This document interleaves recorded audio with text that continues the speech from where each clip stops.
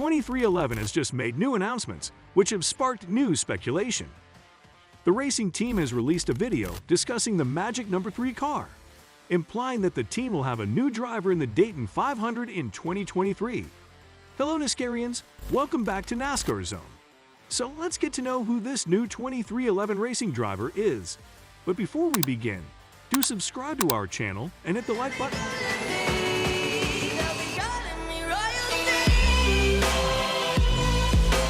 Recently, NASCAR has been filled with the news of Jimmie Johnson having a great comeback.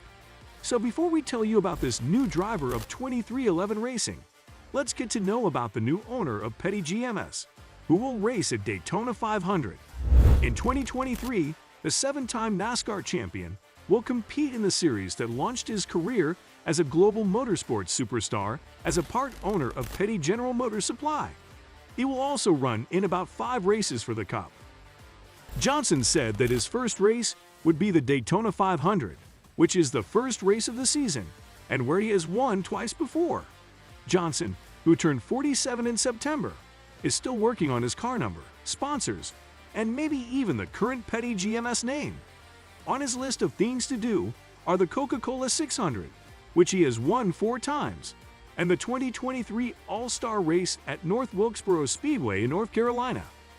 Johnson also said that he still wants to do the double, which is racing in both the Indianapolis 500 and the Coke 600 on the same day.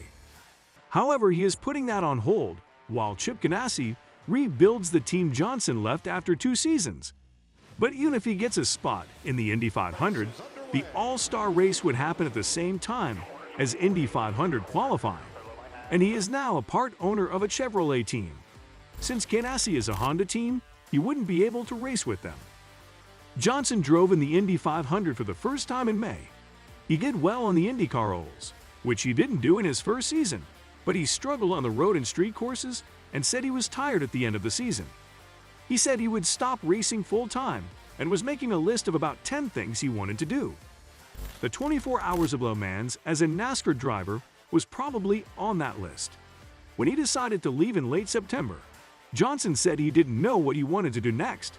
It took Johnson about 6 weeks to get back into NASCAR. Talks were started by Johnson's management company with Eric Jones, the Petty GMS driver he had just taken over. Which driver are you most excited to see compete in the Daytona 500? Let us know in the comments below. Also, do subscribe to our channel for more updates on NASCAR. Now let's get back to new speculation of 2311 Racing. According to a claim by the athletic, action sports legend Travis Pastrana is likely to compete in the 2023 Daytona 500 for 2311 Racing as the driver of the team's 3rd vehicle. According to that rumor, an official announcement is slated to take place the following week.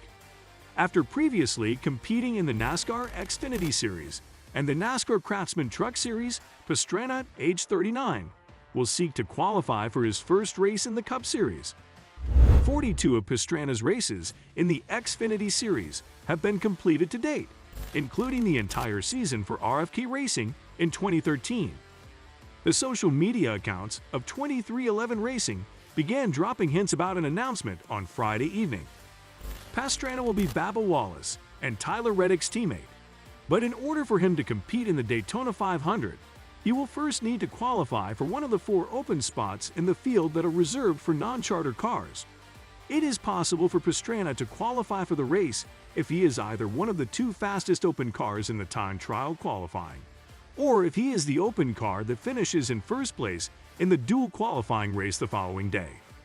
It is anticipated that Austin Hill, driving for Beard Motorsports, and Zane Smith, driving for Front Row Motorsports, would be among the other drivers competing in open cars in an effort to qualify for the Daytona 500.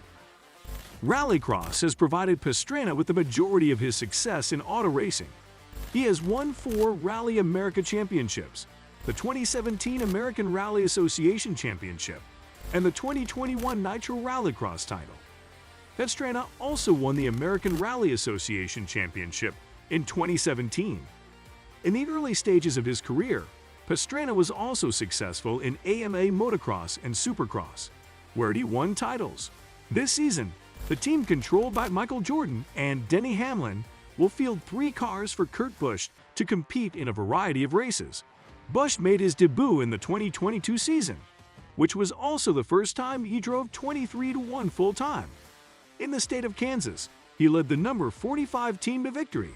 After getting into an accident during the qualifying session in Pocono, the Cup champion from 2004 was forced to withdraw from the race due to symptoms similar to those of a concussion. Busch was forced to miss the rest of the 2022 season due to his inability to compete. Until the end of the season, Ty Gibbs filled in as his replacement driver. This year, Kurt Busch will compete with the 2311 team in a select number of races on a part-time basis.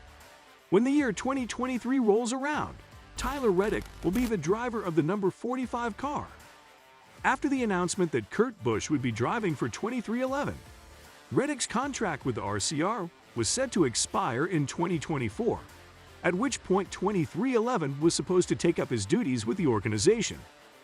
If Travis Pastrana competes for the TRD team in Daytona, there is a slim possibility that Kurt Busch will make his season debut in that race during the 2023 NASCAR season. After a great 2022 Cup season, the team owned by Denny Hamlin and Michael Jordan has decided to make a few changes to how it works. And getting a new pit crew is the best way to start doing that. Before this, Joe Gibbs Racing was the only one who could rent out pit crew members to 2311 Racing. But because of this technical partnership, the 2311 owners couldn't make all of their own decisions during the races. Since Joe Gibbs Racing trained the pit crew, all pit crew decisions were made by the JGR team. Back in July 2022, Denny Hamlin said that 2311 Racing was looking for new pit crew members and was in the process of hiring them. Yeah, I mean, I think that, we're on our path to trying to, get our own pit crews. I think we're on a good path to start that next year. So, we're in the recruiting process. So, anybody wants to come on over, give me a call. Yeah, I mean, I think that if anything, this should help everyone's program, especially Joe Gibbs Racing. For them to try to have to field 6 really good pit crews, it's tough for them. Can they do 4? Yes, but then where does that leave our team? That means we're always going to be 5th or 6th best. That it's hard for us to win races that way, especially in track position type racing like we have today. So I think that we just felt that it'd be better if we had control over personnel and training and all those things, and it certainly is part of the future for us. I mean, I think that our relationship will always stay strong with Joe Gibbs Racing, but some things we just feel like we would be better off if we just did it ourselves, and that way, Joe doesn't have to listen to me coming in his office each and every week saying, how can we fix this or that. If we stink, it's on us. What are your thoughts regarding this? Tell us in the comments below. Hope you enjoyed today's video. So subscribe to our channel, hit the like button, and press the bell icon to see more of our videos on NASCAR updates.